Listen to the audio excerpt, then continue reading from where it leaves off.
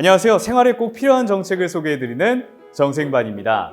네, 오늘은 2년 전에 한번 말씀드렸었던 것 같은데 전국 최초로 출시했던 그리고 저축을 하면 2배로 자산을 불려주는 서울시 희망2배 청년 통장을 오늘 갖고 돌아왔습니다. 돈은 어떻게 불려준다는 건지 또 대상은 자격 요건, 절차는 어떻게 됐는지 정생반과 함께 알아보도록 하겠습니다. 먼저 희망2배 청년통장은요, 서울시에서 일하는 청년들에게 스스로 자립할 수 있도록 안정적인 자산 형성을 돕는 사업입니다.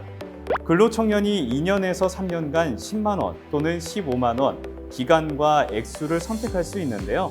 만약 3년간 월 15만 원씩 저축을 했다면 만기까지 총 540만 원을 저축하게 되고 본인이 저축한 액수와 같은 금액을 서울시 예산 또는 시민의 후원금 등으로 적립해주게 되는 거죠.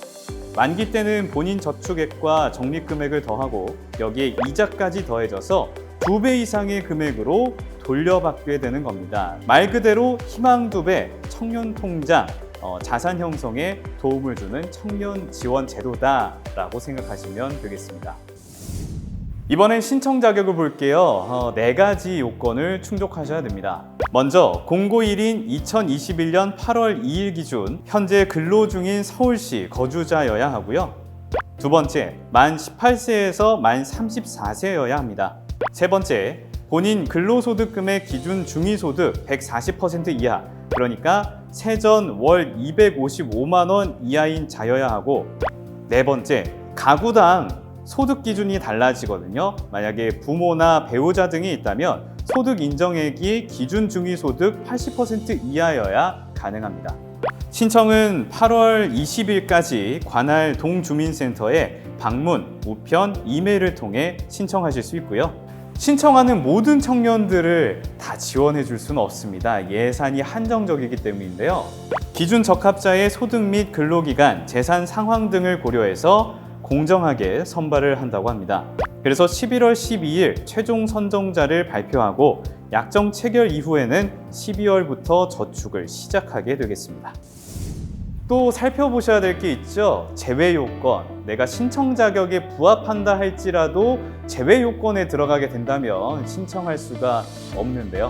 신청자 본인이 생계, 의료, 주거, 교육급여 수급자이거나 학자금, 전세자금 대출 제외하고 신청자 본인의 부채가 5천만 원 이상인 자, 통장이다 보니 당연한 말이겠지만 신청자 본인의 통장 개설이 불가능한 자는 제외가 되겠습니다.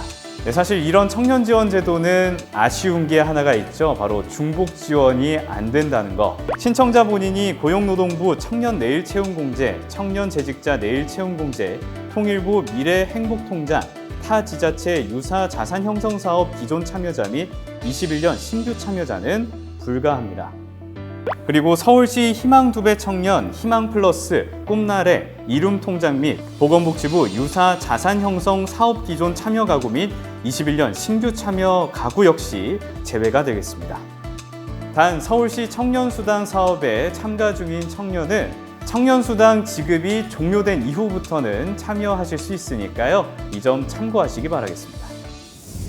희망2배 청년통장은 조금 특별한 특징이 있는데요. 내가 자산 형성하는 목적이 분명하게 있어야 되고 사용 계획서까지 제출을 하셔야 됩니다. 그거를 이제 검토하고 확인을 하거든요. 주거, 결혼, 창업, 교육 이렇게 4가지 목적 중 하나를 선택해야 하는데요. 이 저축 목적이 중요한 이유는 사용 용도가 증빙이 되어야 만기 시 지급된다는 조건 때문입니다.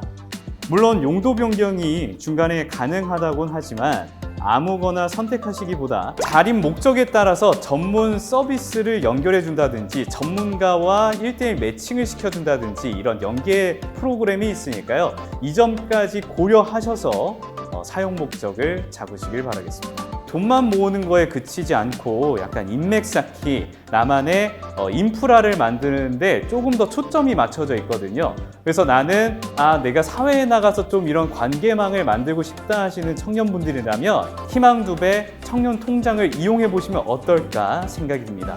어차피 중복 지원이 안 되잖아요. 그러니까 잘 고려하셔서 선택을 하시면 좋겠습니다. 여기에 의무교육 이수도 하셔야 돼요. 금융교육 연 1회, 2년이면 2회, 3년이면 3회를 받으셔야 하는데 약 3시간 정도 걸린다고 합니다. 금융교육은 꼭 이수하셔야 되니까요. 이 점 기억해 주세요. 이번엔 중도 해지 부분을 살펴볼게요. 3회 연속 저축하지 않거나 단발로 총 7회 이상 저축하지 않을 경우, 금융교육 연 1회를 무단 불참할 경우, 저축 기간 중 타 시도로 거주지를 이전하는 경우 등 약정 의무 위반 시 중도 해지가 되겠습니다. 그리고 중도 해지가 되면 이자가 포함된 본인 적립금만 지급되겠습니다. 3년 만기로 신청을 했어요. 그래서 3년이 지나서 이제 돈을 지급받아야 되는데 3년이 지났다고 무조건 지급받는 건 아닙니다. 지급액 절차를 보면요. 애초에 서울시에서 일하는 청년의 자산 형성을 해주자는 취지였기 때문에 저축 목적을 증빙해야 될 서류가 필요합니다. 그게 적립금 사용 계획서가 되겠고요. 이걸 제출하면 신청 자격을 복지재단에서 검토를 합니다. 빠진 제출 서류는 없는지, 근로장려금을 신청도 했는지, 3년 동안 근로를 정말 열심히 했는지까지 확인을 한다고 해요. 제가 문의를 해보니까 만기가 될 때쯤에 연락이 오거나 본인이 직접 필요한 서류가 무엇인지 요청을 하시면 좀 더 친절하고 자세하게 알 수가 있다고 하니까요. 지급일이 지났는데 오지 않는다 하면 직접 연락하시는 것도 좋은 방법이 될 것 같습니다. 그리고 사용 목적에 맞지 않으면 지급되지 않기 때문에 적립기간 만료 후 5년까지 유예기간을 준다고 합니다. 조금 여유를 가지시고 사용 목적에 맞게 사용하시면 되겠습니다. 그런데 만약 내가 5년 안에도 기준을 충족하지 못했다 하면요. 본인 저축액에 이자만 더한 돈을 받고 나머지 돈은 여입 처리가 된다고 합니다. 그래서 이 점을 꼭 참고하셔서 준비하시길 바라겠습니다. 네, 올해는 전년 대비 4,500명을 더 늘려서 7,000명까지 지원을 받는다고 합니다. 앞서서 말씀드렸듯이 나는 돈만 모으고 싶어 하시는 분들 제외하고 나는 좀 인프라도 얻고 싶고 나는 금융 컨설팅도 좀 받고 싶다. 내 미래에 대한 재무 설계를 좀 받고 싶다 하시는 분들께서는 이 제도를 적극 활용하시면 좋겠습니다. 어차피 청년 지원제도 중복이 안 된다는 거 많이들 아시잖아요. 이제 몸소 깨달으셨잖아요. 그렇죠? 그러니까 나에게 맞는 게 어떤 제도인지 잘 고려하셔서 선택하시길 바라겠습니다. 정생반은 언제나 구독자 여러분을 응원하고 있습니다. 또 새로운 소식이 있다면 다시 한번 찾아뵙도록 하겠습니다. 지금까지 시청해 주셔서 감사합니다.